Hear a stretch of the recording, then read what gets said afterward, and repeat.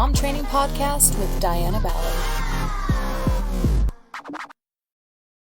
So we talked about strategic communication with our husbands last week.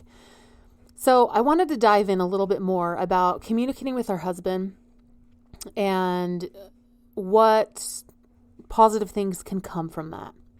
So as I've studied and continued to study successful relationships, the one thing that I have found is the relationships that have the most solid foundation are the ones that are constantly encouraging each other. Now, maybe you're saying right now, my husband does not encourage me.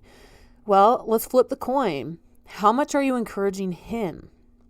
How much is he hearing positive things from your mouth about things that he's doing? Being grateful, thanking him for things that maybe seem so ordinary. Thank you for going to work. Thank you for loving the children, for smiling at me today. Okay.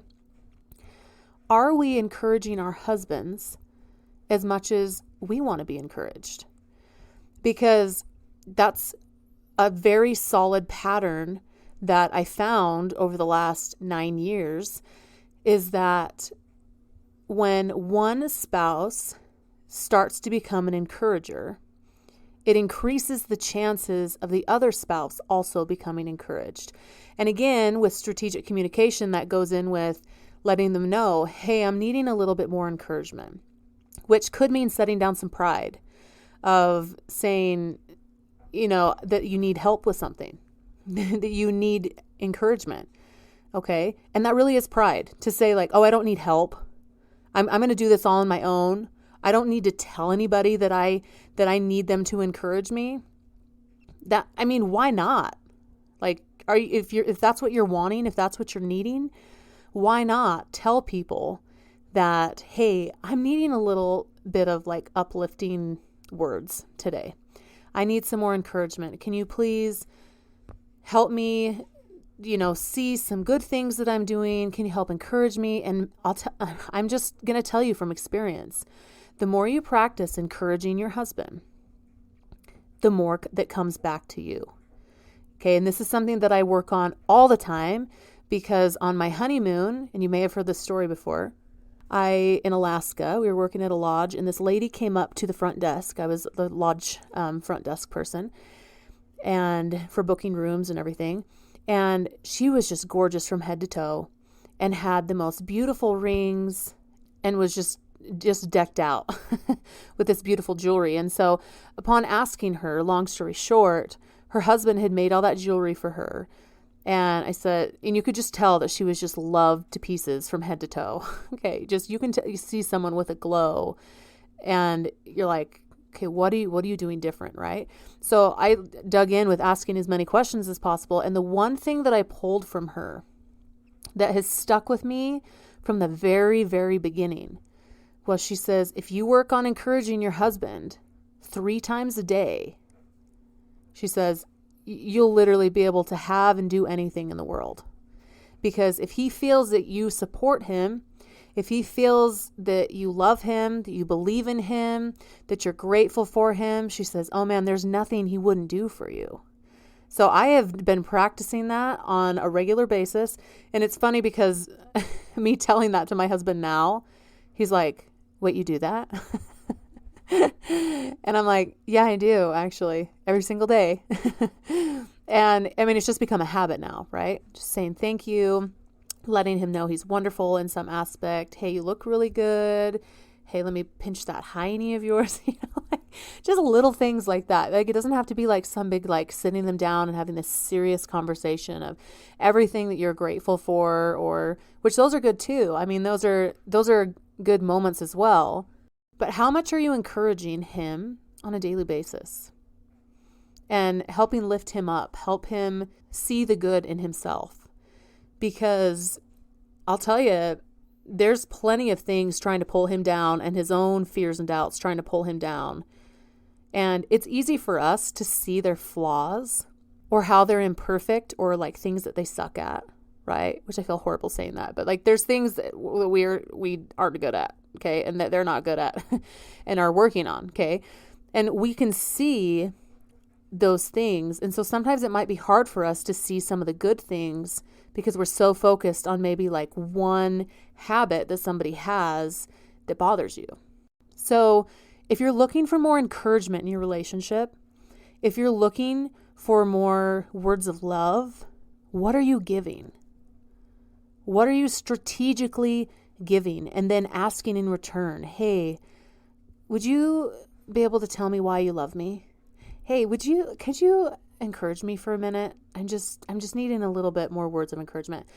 Ladies, okay, we are coming up on our 7th anniversary. The things my husband says to me now blow me away. Okay, like I just got an email from him. He's out of town right now. And the things that he said meant more to me than like anything anyone ever could have said, because his encouragement and his love coming from him is amazing. Like it's what I want to hear. It's who I want to hear it from, right? And that was all strategic. Okay. And, you know, maybe he's just a really good man.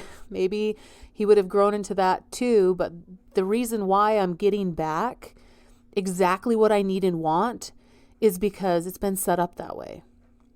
It's been day after day of encouraging him, letting him know what I need, communicating strategically. I mean, this is not this is not just, you know, by happenstance. Like this came to be from practice and from continually doing something every single day. And the communication is insane. Okay? Like it's like, wow. And yeah, do we fight? Yeah, we do. You're like, oh my gosh, Diana, you have an amazing relationship with your husband and you fight with him? Yes. And you don't? Do you never fight with your husband? You never have anything you disagree on? Okay. Which I believe that some of the things that we disagree on are for purpose. Okay. Like me bringing my spending to him and being like, okay, I'm thinking of buying this, and him giving me resistance is for purpose. Again, going back to checks and balances, right? So there could be things that maybe kind of tip you the wrong way. And vice versa for him. You make a mistake. Someone doesn't get enough sleep. I'm hormonal. I mean, there's lots of things that can go into it, right? But it's learning how to work through those hard, challenging times, those times when there's a little bit more fire or a little bit more of, you know, anger towards each other, because we're human. So that this painted picture of that, like, Diana, how do you have the most amazing communication and romantic, like the stuff that he sends me, like just melts me. Okay.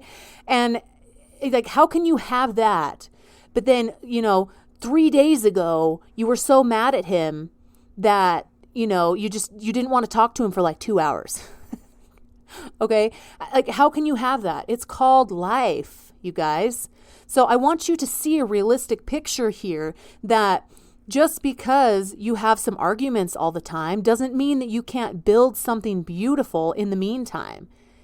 Each moment that you're in, each moment is a practice. You're practicing something. You're practicing how to communicate, how to work with each other. Okay, so when you see these like mind-blowing relationships like on social media or people around you, and you're like, I really look up to you, and then you find out that they like had a tussle. Like, this is normal. Like, this is normal, okay? You are normal if you have a tussle with your husband every once in a while. It is normal if sometimes you need a little space. It is normal if things aren't always flowing the best and smoothly as they might have, you know, yesterday. Okay? So I want to make sure that you see a real picture here. I have amazing communication with my husband, especially because we were friends for 4.5 years. We, you know, became best friends there, communicated long distance multiple times. Like, we've done tons of things where he's away and we write letters. We're currently writing letters to each other right now. And, you know, just back and forth. And it's just, there are different seasons of our life that create different moments. There are hardship moments, 2020, if you had some tension in your marriage, if you had some tension in your communication, join the club.